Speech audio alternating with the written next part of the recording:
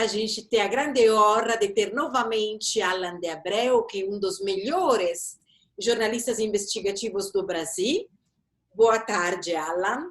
Boa tarde, Maria. Obrigado pelas palavras. Muito honrado de estar. Obrigada de ser aqui novamente, porque hoje você traz algumas notícias muito importantes, não apenas para o Brasil, mas eu acho para o paradigma terrorístico do mundo, no sentido que você viu na Europa, nesse momento a França é sob ataque, e normalmente o perfil dos terroristas islâmicos é de muitos se tornaram foreign fighters com um passado criminal. Agora, a história que você vai nos contar é uma história exatamente oposta, ou seja, a gente vai falar de um brasileiro que se convertiu ao Islã, que foi julgado como terrorista e que agora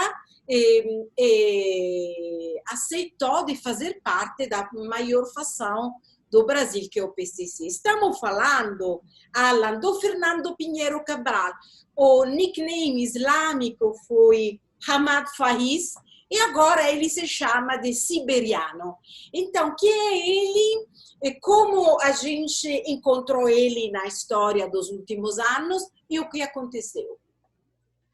É bem interessante a história do Fernando, né? Ele é um jovem que nasceu e cresceu na periferia de São Paulo, na Zona Norte, no bairro do Tremembé, em São Paulo. Ele é adotado em 94, quando ele nasceu, a irmã de criação dele, né? A filha de uma professora. Fabiola se chama. Não é a Fabiola, é uma outra irmã da Fabiola.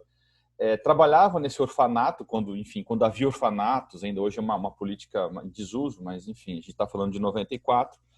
Ela se encanta por esse menino, órfão, né, de pai e mãe, e a família decide adotar esse garoto, então, o Fernando, né? Então, portanto, ele é muito mais jovem do que os outros 3 irmãos dele, né? Era uma família já constituída, a mãe recém-divorciada, em São Paulo, e ele é criado, então, por essa família, né? Ele cresce com a mãe e com os 3 irmãos muito mais velhos, uma diferença de 15 anos, quase 20 anos de idade, né? E um menino que cresce revoltado, especialmente quando ele descobre, por volta de 10, 11 anos, ele descobre ser adotado. Começa um processo de revolta nele, de muitos conflitos familiares, muita violência dentro de casa, brigas constantes entre ele e os irmãos e a mãe, inclusive violência física mesmo em alguns episódios, pelo que eu apurei. Ele teve 3, quando ainda menor de idade, ele teve 3 passagens pela registros infracionais, né, que quando é menor, uma passagem pela Fundação Casa, em São Paulo. Então, é um menino que tinha muitos problemas psicossociais, né? Um desajuste muito grande familiar, e coincide com o período da adolescência, que também, naturalmente, é um período muito complexo da vida de todo mundo. E então, quando ele, pouco depois de completar 18 anos, ele começa a frequentar uma mesquita no bairro do Pari, em São Paulo, né? Uma mesquita muito conhecida no bairro do Pari, que foi fundada no fim dos anos 90 por... É uma mesquita sunita, só para explicar. Isso, ela foi fundada por imigrantes do norte do Líbano, que vieram para São Paulo, fugindo da Guerra Civil do Líbano nos anos 80, né? E fundaram essa mesquita em São Paulo, e especialmente aos sábados era comum haver aulas sobre islamismo para jovens que costumavam frequentar a mesquita. E o Fernando começa a frequentar, né? Estamos falando de que ano? Nós estamos falando de 2014 aproximadamente. tá? Ele tinha completado 20 anos, 13, 14, né? Foi essa época que ele começa a frequentar a igreja. Então, está isso para explicar que, ao mesmo tempo, na Europa estava se preparando todo aquele fermento que depois será o Estado Islâmico. Então, é só para dar uma sincronicidade dos eventos. Exato, coincide com aquele período, né? Logo em seguida, né, vem aquela expansão muito grande do Estado Islâmico no Oriente Médio, na região da Síria, né? Em Sobretudo do Iraque. 2015, os grandes atentados, Charlie Hebdo, Bataclan. Exato, exato. E isso fomenta nesses jovens, um grupo de jovens que frequentava essa mesquita, um radicalismo muito inspirado nas ações do Estado Islâmico, né? Evidentemente disseminadas pela mídia. E esses jovens passam, então, a fazer, enfim, uma leitura completamente equivocada do islamismo, né? E se afastam, inclusive, do sheik da mesquita na época, que e também da administração da mesquita, que, ao que me consta, nunca concordou, nunca teve nenhuma relação com esses atos radicais, né, por parte desse grupo. Esse grupo se afasta e passa a criar, a trocar mensagens em aplicativos de celular e a compartilhar os vídeos bárbaros daquelas execuções horríveis do Estado Islâmico, né? Enfim. E a gente chega às Olimpíadas, porque isso, exato, em um momento, vai deflagrar a operação, o hashtag que fez conhecer o islamismo do Brasil para o mundo todo. Exato, exatamente. É um momento pré-Olimpíada do Rio de Janeiro e esses jovens, eles começam a trocar mensagens nesses aplicativos, planejando ataques nas Olimpíadas no Rio de Janeiro, tanto no Rio quanto em São Paulo, que embora não fosse cenário das Olimpíadas, enfim, teria uma repercussão midiática muito grande e é isso que esses radicais buscam sempre, né? E o Fernando, inclusive, participa desses diálogos diretamente, né? O FBI descobre, monitorando grupos radicais islâmicos ligados ao Estado Islâmico na Europa, e nos Estados Unidos eles chegam a esses brasileiros e repassam informação para a Polícia Federal, e esse é o início da Operação Hashtag. Né? O papel do Fernando dentro desse esquema, que só para lembrar, tinha alguns facilitators estrangeiros, porque era um grupo brasileiro de jovens mais ou menos de classe médio-baixa. Mas atrás tinha algumas pessoas maiores, muito maiores, mais velhos, com um background diferente. Mas só para entender, ele abraçou a causa com paixão, com raiva, colocou, de uma certa forma, toda a sua biografia de vida em cima dessa... E que tipo de papel ele tive? Ele não tinha um papel de liderança, justamente como você falou, Maria. Ele, até por conta da idade dele, uma pessoa muito jovem, havia pessoas mais velhas, alguns deles, inclusive, descendentes de libaneses e sírios, que comandavam esse processo no Brasil. Ele seria mais um soldado, vamos dizer assim, né? Ele não tinha um papel de liderança, mas pelo conteúdo dos diálogos que a polícia captou, de mensagens que ele trocou, você nota que ele era muito engajado, de fato, tinha algum conhecimento da ideologia do Estado Islâmico, né? Ele fez a Bayat? Chegou a fazer... Ele fez a Bayat. Segundo a Polícia Federal e o Ministério Público, ele fez a Bayat. Ele chegou a fazer Bayat, o que é algo sintomático, não é? E é nesse contexto, então, que às vésperas, numa segunda fase, porque teve uma primeira fase da Operação Hashtag antes das Olimpíadas. Exato, ele não foi uma depois, logo depois. Foi depois, porque aí, analisando os celulares apreendidos com os alvos presos da primeira fase, é que se chegou ao nome dele. Então, se não me falha a memória, em agosto, setembro, exatamente. 2016, ele é preso, aí sim, na segunda fase da operação, Enfim, ele acaba Ele foi condenado. julgado, ele foi condenado. Quantos anos ele pegou? Foi condenado, eu não me recordo de cabeça, mas foi cerca de 10 anos de prisão, salvo engano. Provavelmente um Algo pouco menos, porque acho que 10 pegou o Cadre, que era o que era o master. mentor, né? Mas estamos, acho, entre 7 e 10 anos. Provavelmente, Ele provavelmente. ficou acabando em uma prisão importante, que é a prisão de Campo Grande, certo? Exato. Ele, por conta, eu acho que do perfil dele, que não era o perfil de um criminoso comum, né? Ele não fica, então, numa penitenciária do estado de São Paulo, onde seria natural que ele ficasse, enfim, se fosse um criminoso comum, e vai para a penitenciária federal de Campo Grande, que é uma Só para penitenciária de segurança explicar para máxima. as pessoas que não são brasileiras, as prisões federais no Brasil, teoricamente, têm um nível de proteção maior, teoricamente, certo?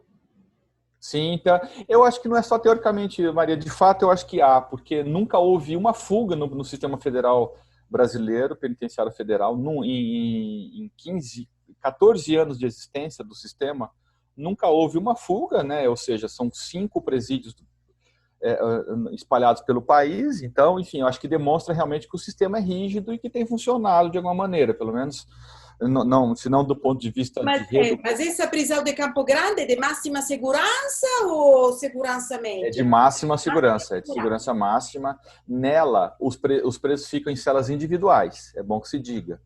Ok. Não há, o único momento que em que eles compartilham o mesmo espaço com outros detentos é durante o banho de sol, 2 horas diárias. Né? Porque isso é um ponto crucial dessa história. Crucial, Porque que crucial. acontece? Você sabe que na Europa as prisões se tornaram um lugar de radicalização. Então, o medo também dos brasileiros era: agora, se a gente vai botar esses radicais dentro das prisões, outros brasileiros podem se convertir. Mas o que foi uma coisa, acho, excepcional no mundo que aconteceu aqui Foi é o que, contrário. pelo contrário, o radical islâmico se convertiu ao crime brasileiro, certo? Porque o que aconteceu com o Fernando? Pois é, o Brasil realmente não é para amadores, né, Maria? Ora, exato. Exato, eu acredito que você tem toda a razão. Possivelmente o Estado brasileiro julgou que a presença do Fernando no sistema penitenciário comum poderia influenciar presos comuns a partir para ataques terroristas, mas aconteceu exatamente o contrário. E o que foi exatamente? Durante exatamente esses banhos de sol, nessas 2 horas diárias, o Fernando conheceu 2 integrantes do PCC, a facção criminosa, a maior facção criminosa brasileira. Né? E ao Era o longo. Pitbull e o Velhinho, se não erro. Exato, assaltantes de banco, traficantes, não é? Um Quindi, passado então, criminoso. eles tinham um perfil bom, porque para estar eles também numa prisão federal, não era criminoso de Não, sim, tinha um perfil de escalão médio, vamos dizer assim, dentro do PCC, né? Sim. E depois de muitas conversas ao longo dos dias, nessas 2 horas de banho de sol, eles convencem o Fernando a se filiar ao PCC. Então, existe até a data exata de batizado dele no ano passado, no ano retrasado. Como Né? funciona o batizado do PCC? Ele esquema algo, faz uma...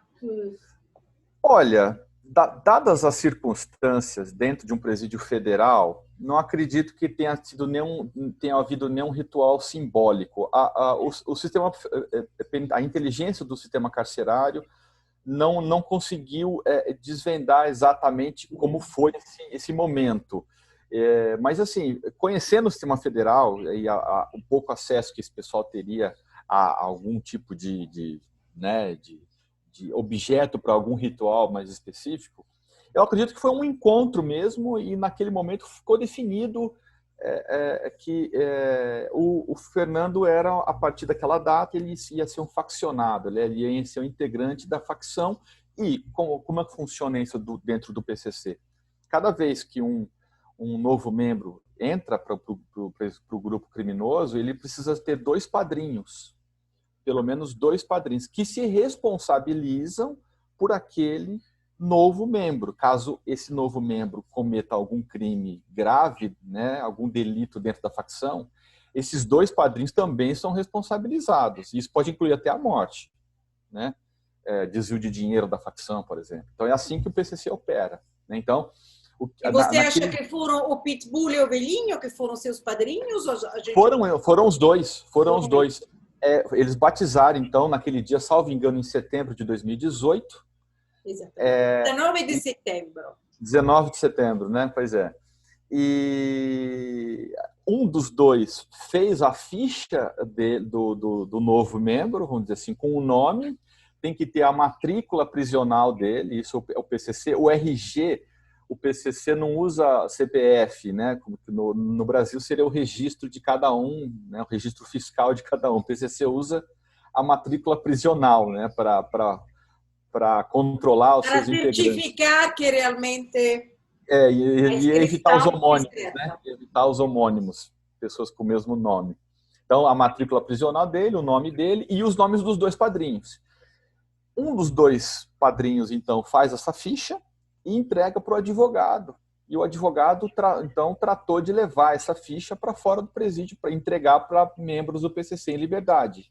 E, a partir de então, o Fernando entra na facção e começa a receber uma mesada, porque faz parte da política do PCC pagar uma mesada mensal para todo integrante que está preso no sistema federal.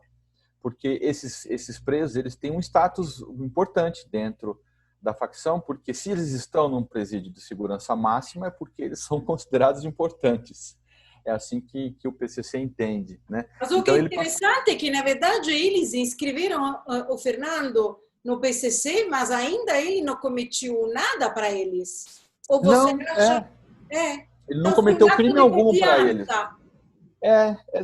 Exatamente. Ele passou a entrar como mais ou menos como o seguro Covid que os brasileiros têm recebido, né? É um valor que uma renda mínima mensal que ele passou a receber de R$ 1.500 por mês por meio da irmã, já que ele estava preso. A irmã, e aí é que entra a Fabíola, a irmã dele, né? A irmã passa a receber isso na conta dela. O PCC usa a conta da irmã para depositar esse dinheiro. Só para integrar, todo esse material foi descoberto pelo DEPEN, que é o sistema de inteligência penitenciária.